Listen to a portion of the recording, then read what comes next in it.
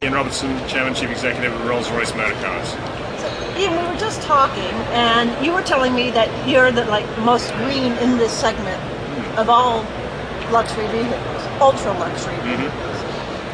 You know, I think it's a wide issue, and right the way from the way in which we designed this car. So, for example, the materials we use aluminium from a hydro plant in Norway.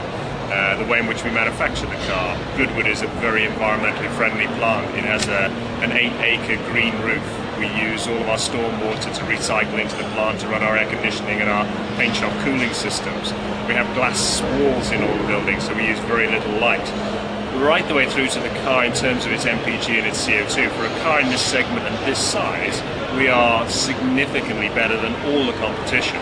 And as we go forward, we'll continue to make improvements in that way. Do you know what the percentage of cars that are recyclable parts on here are? Well, I think, one thing about Rolls-Royce, another interesting statistic for you, about 70–75% of all the Rolls-Royces ever made since 1904 are still around and on the road. So, when you bring that into the equation, that the life expectancy of our cars is way in excess of anything in the normal industry, I think the green credentials take another step forward as well, because clearly the cost of the manufacturing in terms of energy, etc., is spread over many, many years. Now, we've also talked, because you don't usually have fleet cars, but in China you actually had a fleet of cars sold to a hotel. We did. The Peninsula in Hong Kong has had a Rolls-Royce fleet since the early 1970s.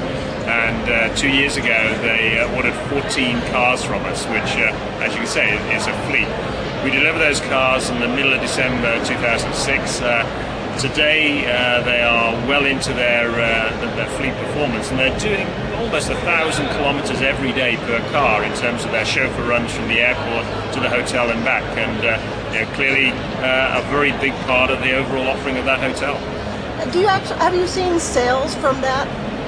I think we get a lot of customer potential that will be staying in the hotel and riding in the car, and when they go back to wherever they are in the world, I think Rolls-Royce is maybe higher in their mind than when they didn't see that experience. And your sales are actually doing quite well. Absolutely, and last year globally we were something like 25–25.5% up across the world, but that I think doesn't show the performance in countries like China, which was 55% up on the previous year, and the previous year to that it was 75% up, which makes China our third largest market in the world.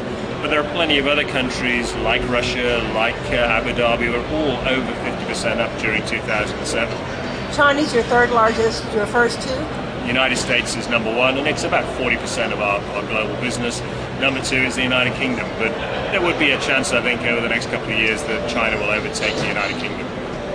On United States, we're having some subprime loans problems and a couple other problems, especially in California, where it seems to be a bit of your market.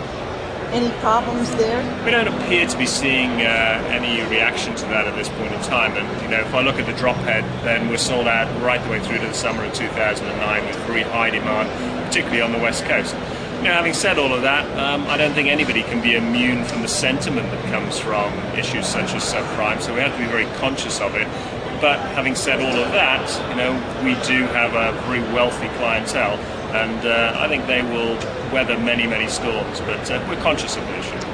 Do all of your cars run on just petrol? Yes, they do. Yes, they do. Any thoughts of going to diesel or any other alternative platforms? I wouldn't rule anything in, I wouldn't rule anything out, and I think Rolls-Royce has always had a reputation for pushing the technological boundary, and as we move forward, then we will continue to develop our powertrains, we'll continue to look at what are the options, and I think that's maybe the case in point, that over the next few years many new technologies will come to this market, and who knows, you might see an alternative for Rolls-Royce as well. Ian Robertson, thank you very much. Pleasure.